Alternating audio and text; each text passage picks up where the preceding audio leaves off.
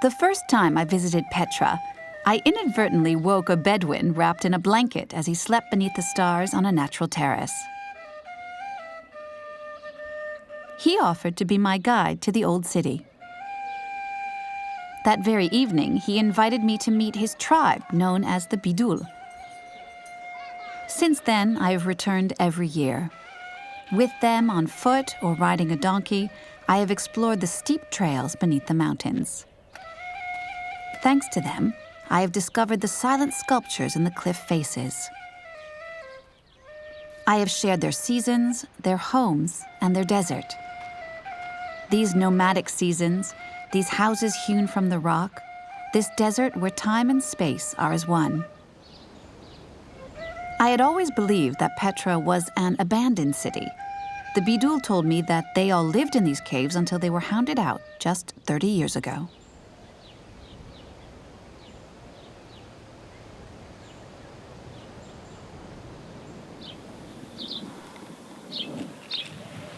Each time I go, I meet up with Bisma. Together we move to the rhythm of Bedouin life, where the day is devoted to the collection of wood, food, and water. Come on, Rashid. Time to get up. Where are you, Remy? She put the rice and sugar in the new larder.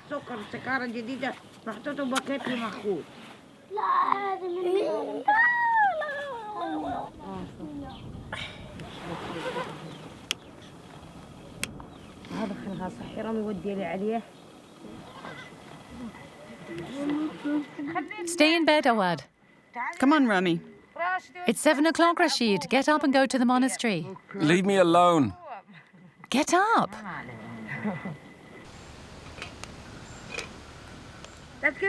Don't you spill that water, young man. I'm not going to spill the water. Why are you washing your feet here and not at the well?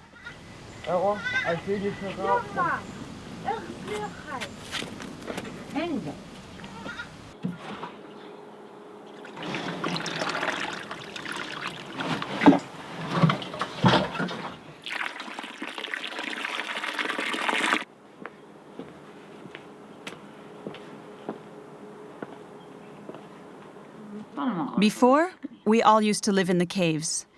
We used to fetch wood, fetch water with our sheep.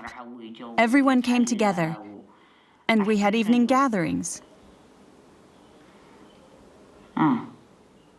It was much better than it is now.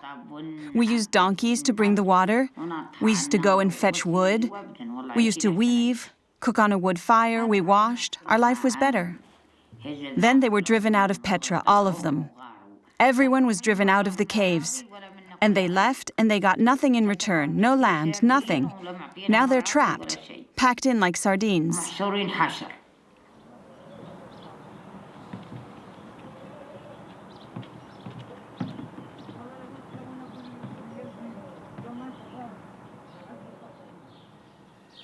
The Bedul tribe's chieftain, Sheikh Salama, is the beating heart of this film. I listened to him for hours as he told me of his tribe's history. He agreed to talk to me, something he had always refused to do before. We lived in Petra before the state of Jordan was created. Our existence in Petra dates back maybe hundreds of years. I don't know. No one is sure of the exact date. We farmed the land in and around Petra and had a few sheep. Everyone knew what was theirs. If someone tried to steal someone else's property, they'd get shot. It was all done amicably. This is mine, that's yours. You've marked out this piece of land, that's yours. I've marked out this one, it's mine. During the winter, the Bedouins stayed in the caves, and in the summer, they would head into the desert.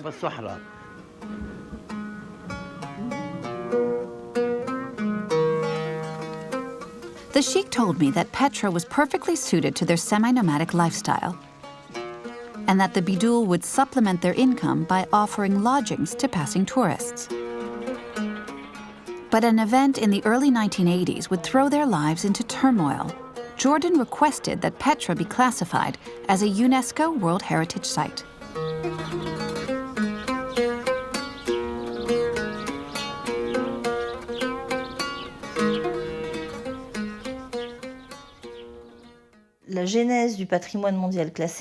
World Heritage classification has its roots in the 1972 Convention concerning the protection of the world cultural and natural heritage, which was adopted by UNESCO's member states as an international standard, allowing them to protect sites considered to be of value for humanity as a whole.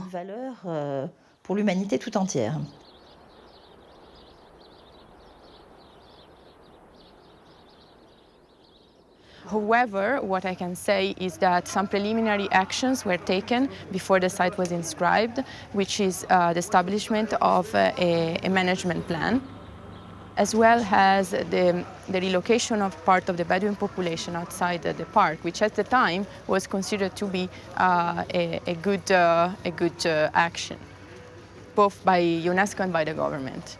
The governor of Ma'an, His Excellency Shahir El Muhazna, came to see us. We prepared a meal in his honor and everything. And while we were eating, he said, "Do you know why I'm here?" We said we didn't. He replied, "I'm here to get you out of Petra." I said, "Fine, you are our guest, eat." He ate, and then he asked, "How do you respond to that?" I answered, "Our response? What do we get in return? You're going to make us leave here just like that and leave us with nothing?" Is it necessary to evict people to protect a monument?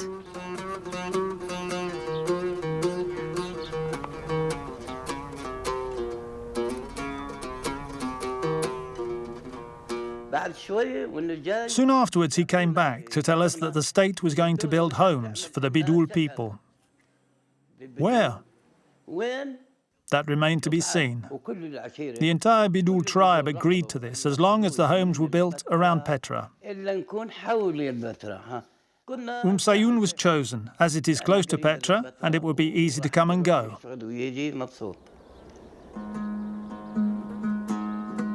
Iskan al-Bedul, the village of the Bedul, was built in 1984 to the north of Petra on the edge of the UNESCO protected park. But the Bedouins preferred to call it Sayun after the hill it was built on.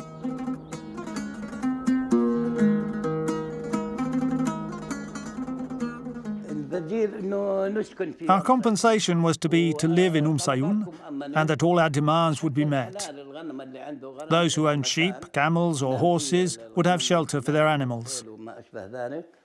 And every child, on reaching adulthood, would be given a 500 square metre parcel of land where they could build and prosper a little.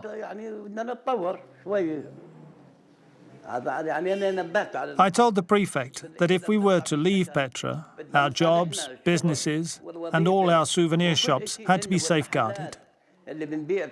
He agreed.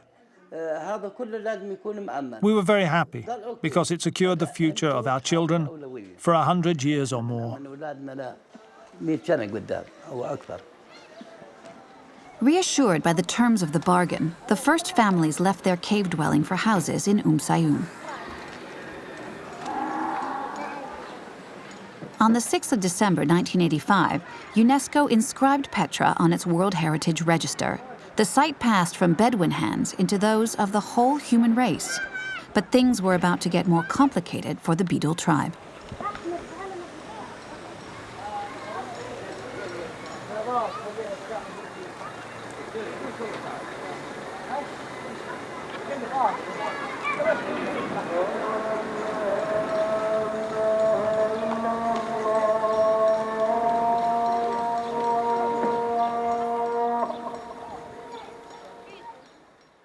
They took our land, but we got nothing in return. They took our caves, but they only ever built the first batch of houses. For this reason, Salman still lives in Petra's caves. He's never far away, but it sometimes takes me several days to find him. I ask his cousins, his neighbors. I finally found him by the spring with his wife and 5 children.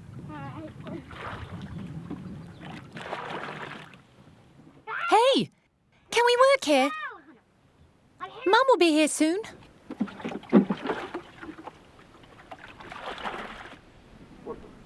She's not far away. Here she comes.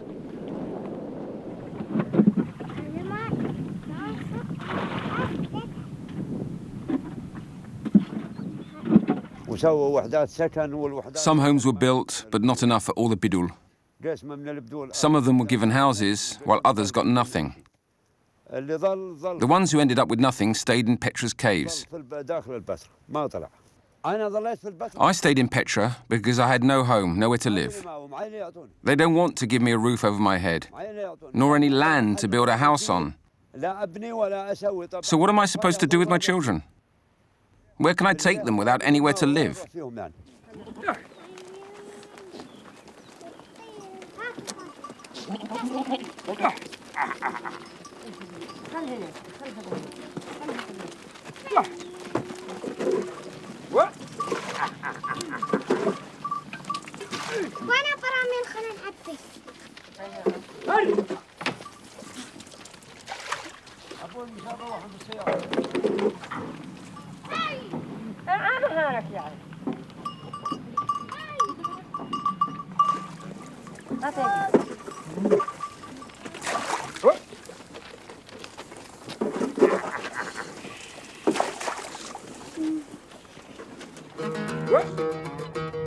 Reassured by the site's newfound status, international missions organized a census and the protection of the buildings. Archaeological digs uncovered new monuments from the sands. Petra became one of the world's most highly valued places. During the 1990s, the number of visitors rose from a few dozen to hundreds of thousands every year. Hotels and a tourist infrastructure flourished in the area, providing jobs for thousands of people. An independent authority was established in the neighboring town to administer the site, the Petra Development and Tourism Region Authority, or PDTRA. The Bedul, meanwhile, showed good faith by adapting to their new lives. The site's shops were shared out among the various family clans. Their pastoral traditions made way for the tourist trade.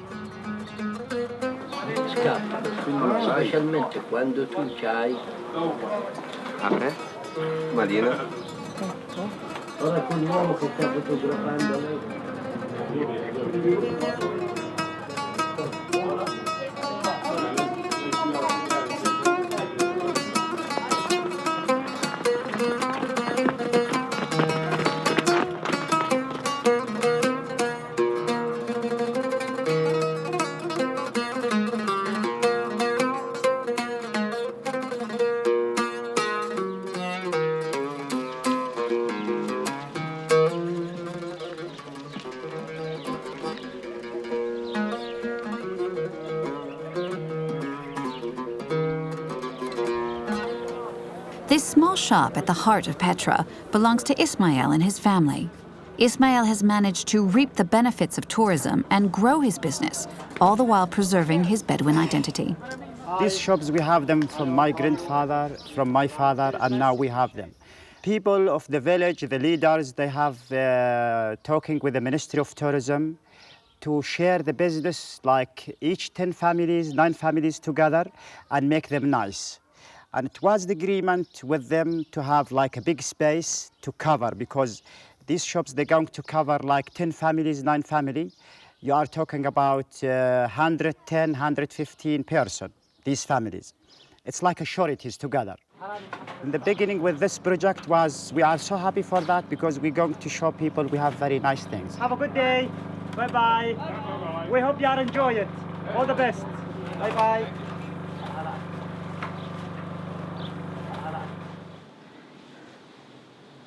Manal is Bisma's daughter. She lives in the village, but she often spends the night with her mother in the cave. I met her on the road that leads from the Bedul village to Petra. We had a chat, and she invited me to take tea in her shop. Nowadays, I call her Ukti, Arabic for my sister. I love her freedom, her sense of humor, and her boldness.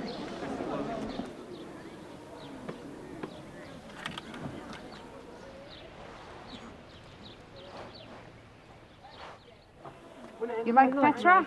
Sorry? Do you like red? Yeah, I do, yeah. You look very nice. You look real man with the red. Just a minute. Okay, do your glass. Yeah, fine. You look very handsome, my friend. one here and that one here. They look very nice, you see? Right. No, this is for old people. You know, this is for people 80 years old. They use this. He's a young man. Okay. He shouldn't use this. You use it for hair, my Right, friend. okay. All right, okay. Use it for what? He use it for women. You know, in our culture, they use this to hit women. Oh, no. When the man gets angry, the old man, crazy man. Terrible. Really, yeah, that's what they do. Beautiful gift here, girls, local made. أنا اشتغلت هون. I've been working here for 12 years. The shop belongs to my family. My brother Sliman works here with me. Petra is magnificent. Petra is a beautiful, wild, natural place. Wherever you travel in the world, you will never find a place like this. I was born in a cave in Petra. انولدت في المغارة 13 14 يعني أنا انولدت هون بحب I love Petra because it's peaceful, because people come here from all over the world. My life and Bedouin life here is very pleasant. حلوة كثير. Petra is something that I can't define, something difficult to express in words because I'm a child who was born and grew up here. Three looking guys here, local made if you're interested. No English. No English, Español? Español. Este es mitad del camino, mirar gratis aquí. ¿Quieres a la vuelta algo más barato? Muchas gracias. Nada. A la vuelta miramos bien, ¿vale? Ok, mitad del camino ahí, ¿eh? Ok, hasta luego. Hasta luego. Adiós. Adiós. Adiós. The impact has been probably very positive in the beginning because it attracted tourism and attention towards the site, and conservation works have been implemented here. But due to the interest in the region, which has been developed from the 90s onwards up to 2010, the visitation rates at the site increased more and more. Petra's inauguration as a World Heritage Site gave it a global visibility, which paradoxically is a threat to it. It is part of the secondary, even perverse side effects of the UNESCO Convention. Look in front of you.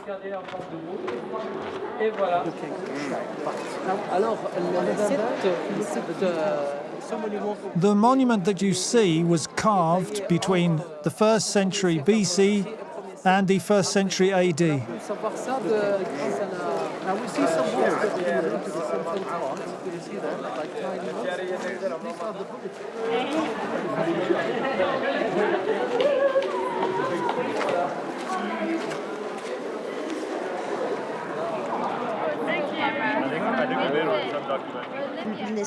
UNESCO and the experts who work alongside it have an answer to this, which is to say, tourism needs to be regulated. And achieving this means an arm wrestle between UNESCO and the Jordanian authorities. But UNESCO cannot act independently from nation-states, because there is an issue of sovereignty.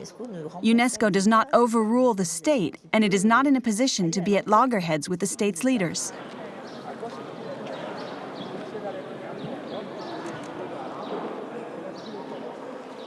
Unfortunately, the government is more interested in trying to absorb as much as possible, tourists as much as possible in the site, rather than respecting the environment and the characteristics that make this site so special. Hoping to get his point of view, I contacted the director of the PDTRA. He agreed to meet me, but never actually made it happen.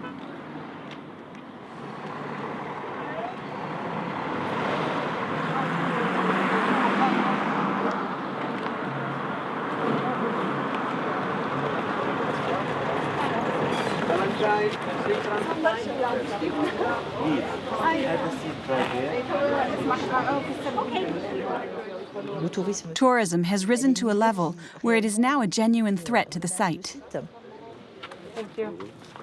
Petra partly welcomes a blend of cultural tourism and mass package tourism. A lot of people come to Petra and pay it no more mind than they do to their cruise across the sea.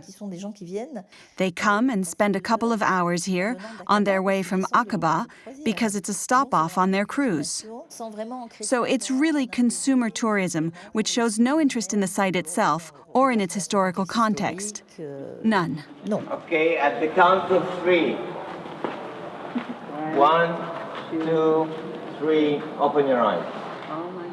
Perfect timing to arrive here.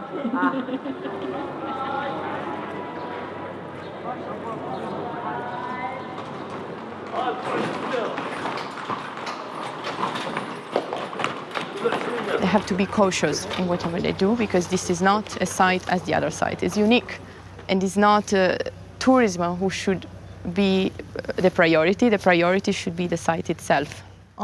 At the same time, it is obviously very difficult for countries who are seeking an influx of foreign currency because they do not have prosperous economies to suggest to those countries that they limit the number of visitors they allow to come to these incredible sites.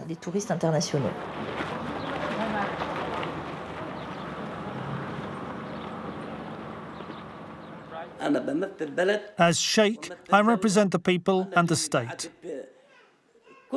I welcome everyone who comes to Petra. I do my utmost for them to be happy, and the Beduls too. We treat the tourists as if they were our friends. Each of us has many friends all over the world, thousands of them. Torn between the state's priorities and those of UNESCO, the Bedul who work on the site struggle to maintain their tradition of hospitality. Stocking his shop is a logistical nightmare for Ismail. He despairs of the absence of dialogue with the local authorities. First, I want to talk about the water problem. It's very important. We fill jerrycans from our house, from the village, and we put them in a car, and we take them down, then we take them back. And this is it take us like using the car sometime 2-3 times just to get the water. We have a pipe down in Petra, goes giving services for the bathrooms and for the restaurants. And we have been asked many times to have water for our shops. Even the pipe of water is passing like 10 meters in front of our shop. And always when we've been to the offices, always they get the UNESCO as the reason for anything we need as a service in the site. We thought before is the UNESCO the one behind all these things. But then in the end, we found it's only the government here, they take the UNESCO as a reason for them.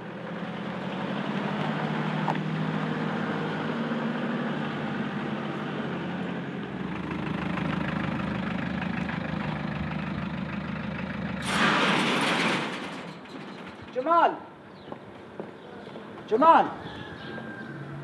I'm getting off here. Who's with you?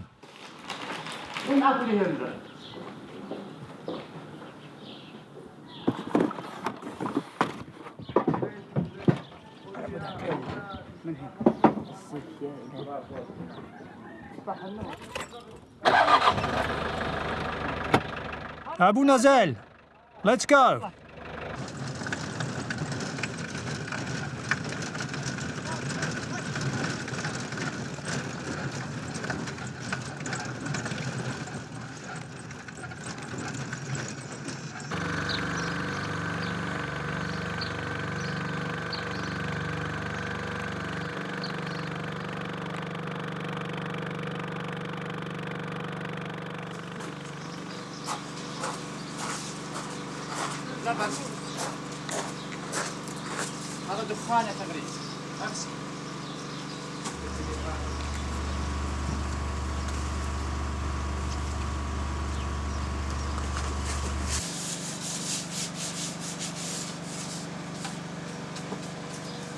We are using this generator, we are bothering the tourists, and this is actually one of the things we don't like inside the area. Each shop, they have a very huge, big generator, and this is sometimes when you enter the Sikh or the Treasury, you don't find this silent.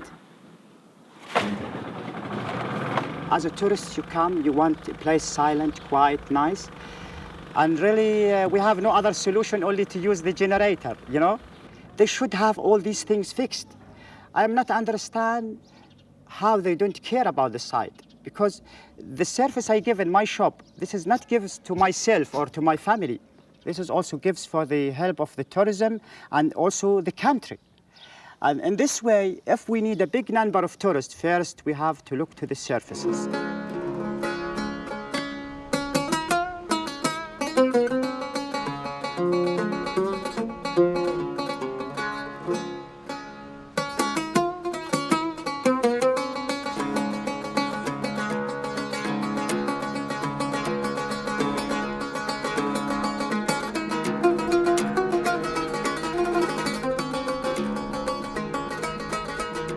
This road snaking through the mountains links Sayun to Petra, but the tourists do not know it exists. It is only used by the Bedouins heading to and from the site. I have often set off on foot and arrived on the back of a donkey or a camel with Ahmed, Sliman Fatma, or Abdallah. This road is above all a place to meet, banter, and have a laugh.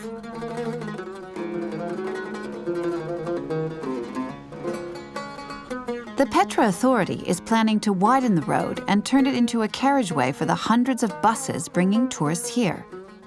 They will go through the Bedouin village and drop the tourists off in the next town.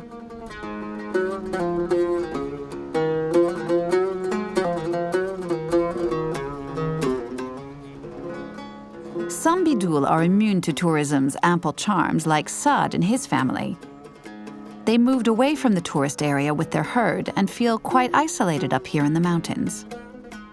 In order to find them, I have to follow a track for several kilometers. Once I get close, the goats' bells lead me to them.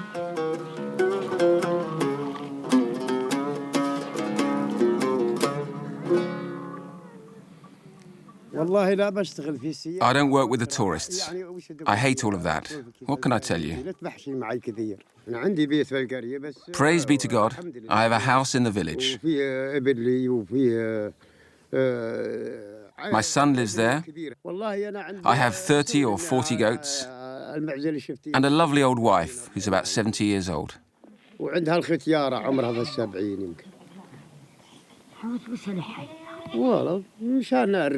We moved away from the village for the good of the herd. Have you seen the village? How can anyone live there? Where can you go with this heat? You can't just sit around in a room all day. It doesn't make sense. Out here in the desert, you can sit under a tree, under a rock. You can sit wherever you like.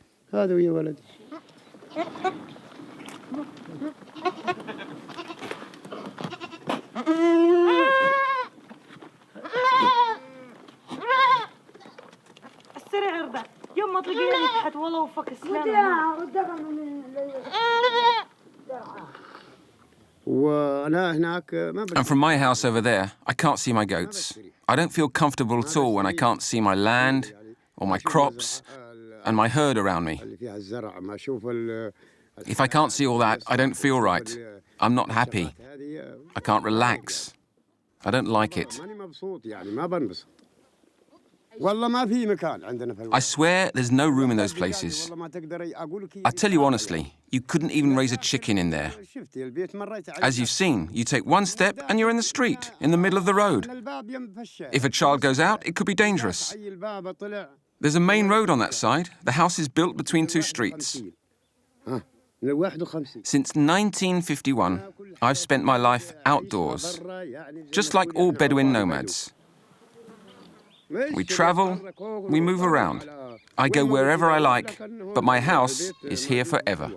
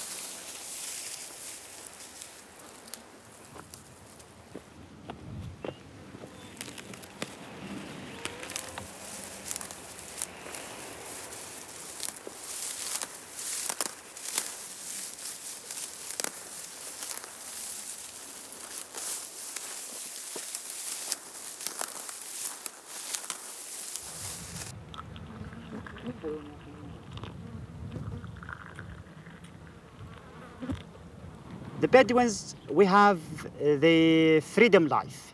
That means nobody can control us, our life. Like a bird who can goes to any place he wants. We move in the desert, we go to any place. We have the freedom. And this is a kind of Bedouin's life. If you go like to the desert, you find people with camels. You go to the mountains, you find people with a goat. Like sometimes I have my goat when I have nothing to do here. I can take my goats to the mountain, to the spring. I find it fun. That means I love my culture. I love the Bedouins because we have this culture. And I will keep this culture, not for me, for my generation and for the other. And we hope not our culture change because we are mixed with the tourist and the culture. But I think everybody, they understand this.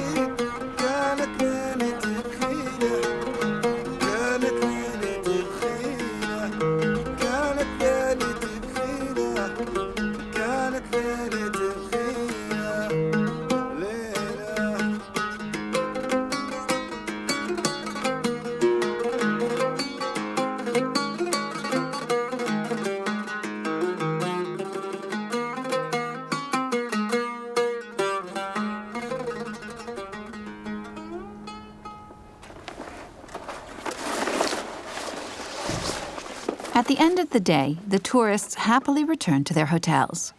This is time for the Bedul to reclaim Petra.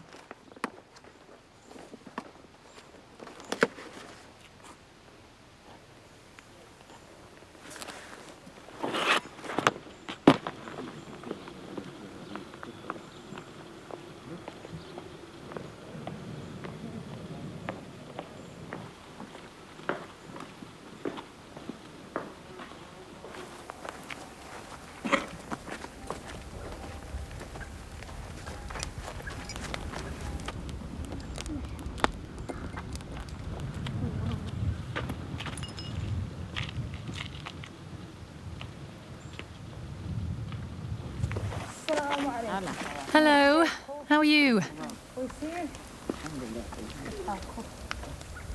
Is there any tea going? Yes, I've made some. Oh, pour us one then. Go and make sure the donkey's tethered. Here. Go and get me some barley and salt.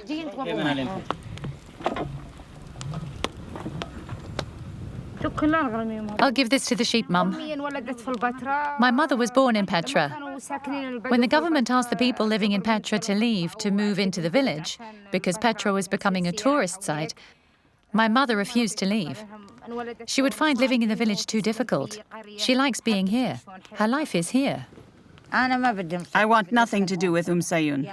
I want to live here in Petra. It's better here. No one bothers you and I feel comfortable here. Tell her I want to stay here till the end and that when I die, I want to be buried in Petra. Had the tourists been here before, Mum, or was this the first time? Yes, many times before. And you used to put them up? Yes, they used to stay with us and then leave. But you didn't speak English? No.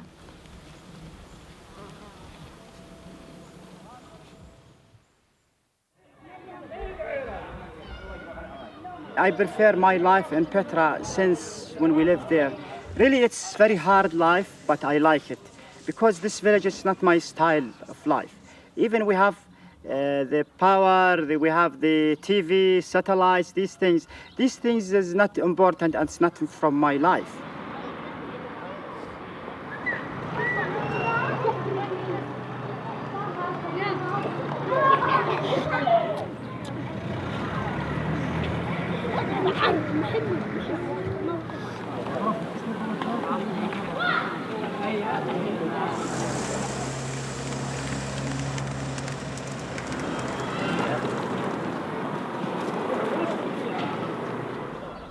The size of our village is not that big space. You are talking about like a small island. There is no space. You see, from the west is mountain. From the south is Petra. From the north, from the east also is a mountain. We have only the north direction. This is the land they promised us to give it us for in 1983. But we have like 2-3 kilometers the south of the village here. This is the one they promised us to give like land for the people, but we don't have it. I mean, we still not have it. The village limits confine the Bedul to 900 meters by 300 meters of land. In order to house their children and grandchildren, they have only one solution: to build extra floors on the houses. Sayoun is growing taller.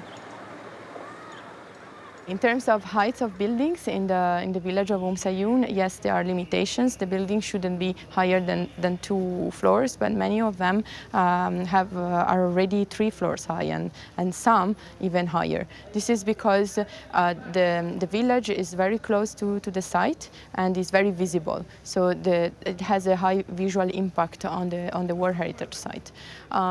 Therefore, guidelines were embedded into the urban regulations for the village, but are not always respected due to the expansion, to the natural expansion of the population which is living in the village.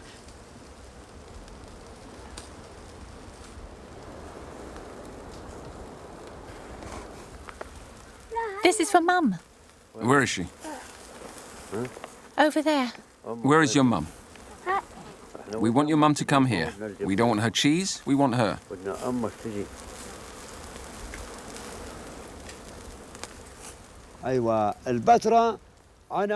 I live in Petra, deep inside Petra, so that I have somewhere to live a long way from the tourist trail. My herd, my kids, and I moved away from the tourist trail so as not to ruin Petra's image with the tourists.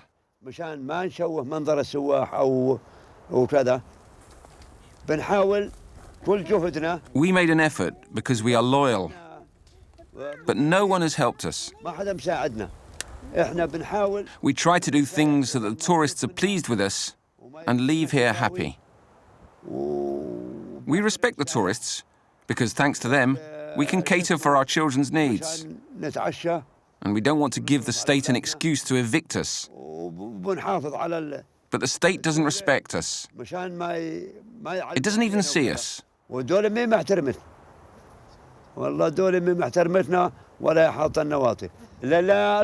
truth is that they want to move us away from our home. They want to drive us somewhere else.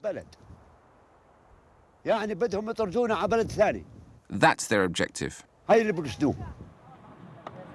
It is clear that the Bedul are a hindrance for the local villages because they have exclusive rights to jobs on the site. A hindrance for the local authorities because their presence hampers their projects to expand the tourist industry. And a hindrance to UNESCO because their village sits on the buffer zone that it would like to establish around Petra. The approach was very different from what it is now. A measure that was taken in the 80s would not apply at all now. UNESCO has changed completely, and there are more broader understanding of the importance of communities in relation to heritage sites. It has to be said that at the time of the 1972 convention, at least when it was being formulated, archaeologists and architects, specialists in world material heritage were also involved.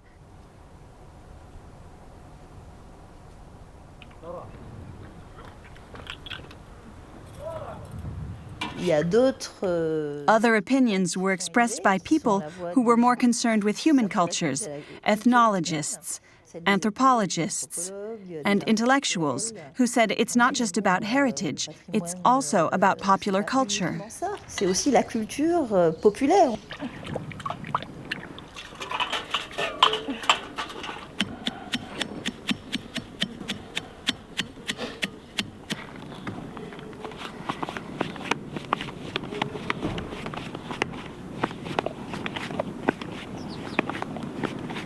When we talk about Petra, we don't talk only about the Nabatean system or the architecture of the tombs in the site, but we talk also about the living population who is here and is an integral part of the site itself.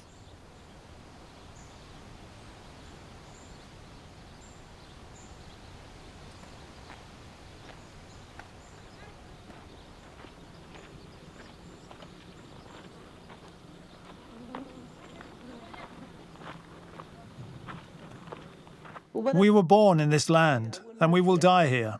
There will be nobody better to replace us in Petra.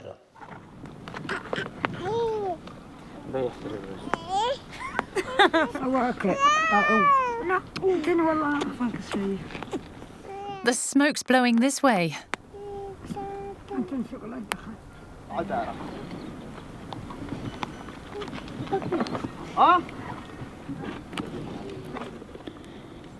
We believe in the idea of the communities to be an added value for a heritage site.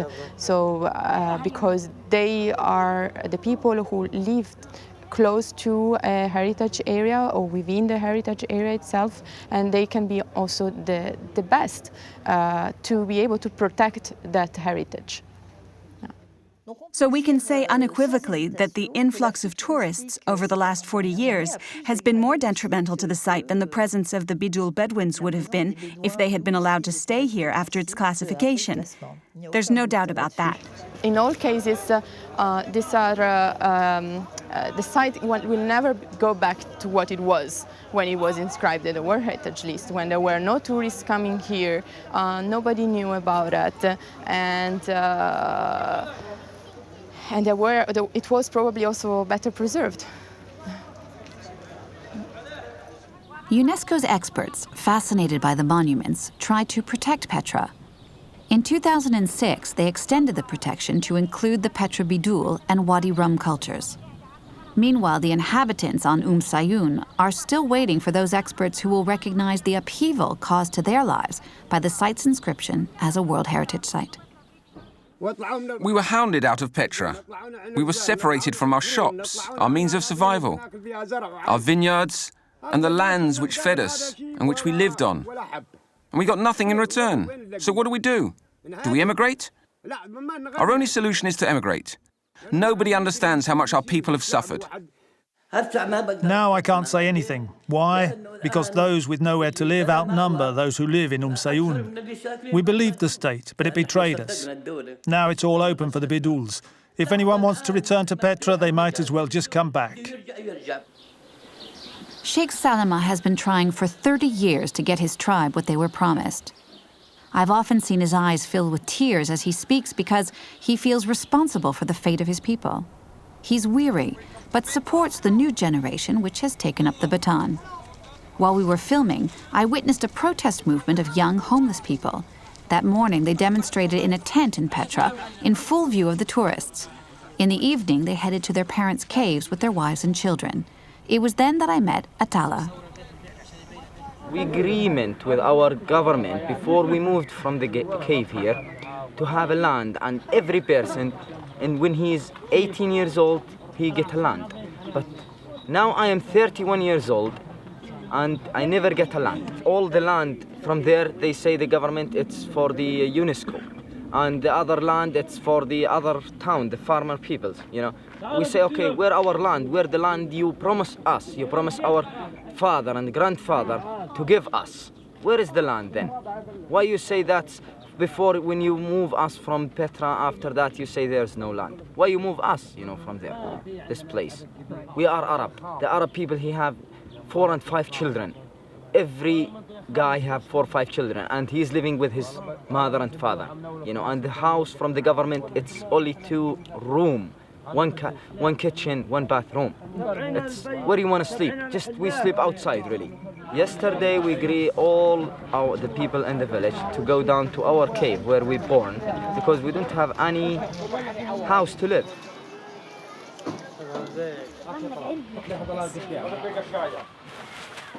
لا هذا قدام يا ولد قدام هذا نزل معي جار كبير سيارات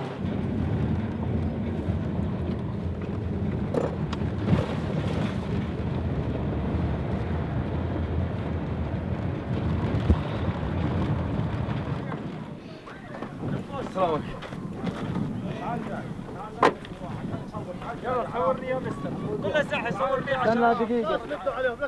This my cave where I born, and this all of it's for my family. This one, and we have the system up there for the water to bring the waters, and we have the toilets. It's down just here. And now I'm coming back with my children, even with my brother, who we used to live together in one house. Well, very good.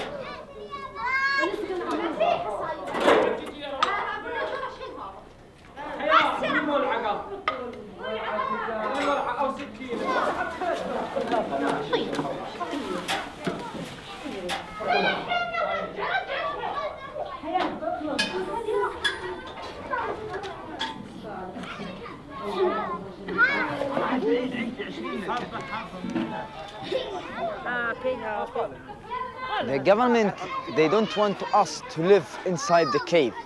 In Petra here, in this area, it's protecting area. But okay, we agree with them. This is area for tourist protecting area, but it's where the place we born, where we lived, and it's our land, our grandfather lands. They give us the village there, a small village with just 200 house. It's not enough. We want the land to build the house. We don't want them to build for us the house. Want them just only to give the land and we make the house.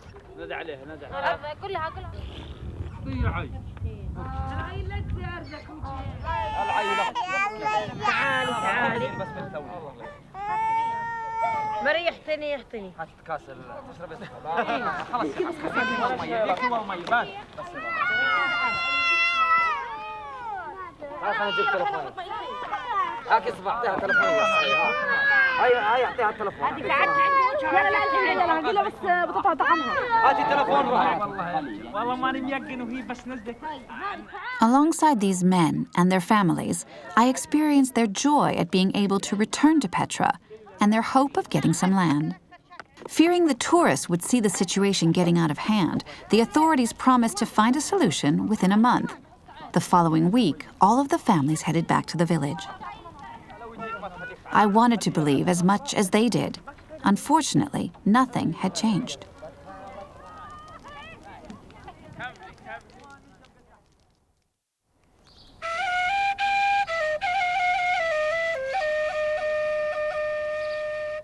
Here in Petra, man has reshaped the cliff faces, just as the cliffs have reshaped man's spirit.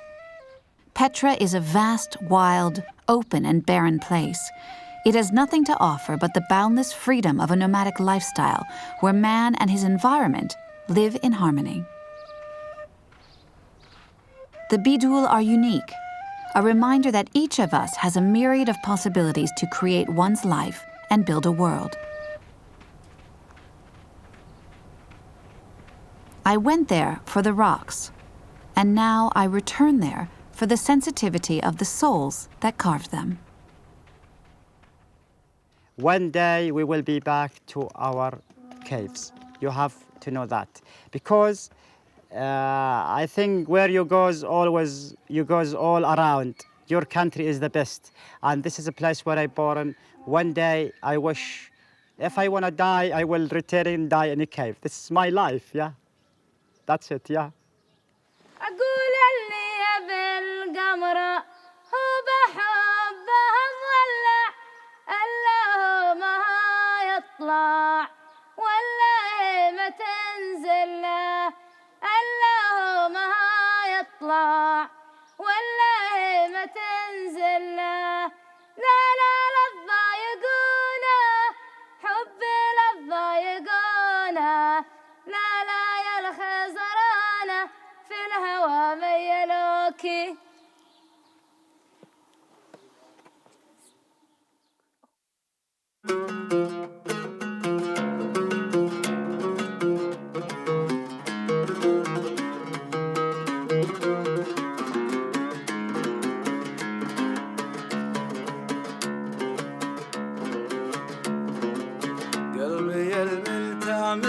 غيرك معاه قلبي الملتع من غيرك معاه ما سكن في خفقي غيرك حشاه ما سكن في خفقي غيرك حشاه يا حبيبي واي واي يا حبيبي واي واي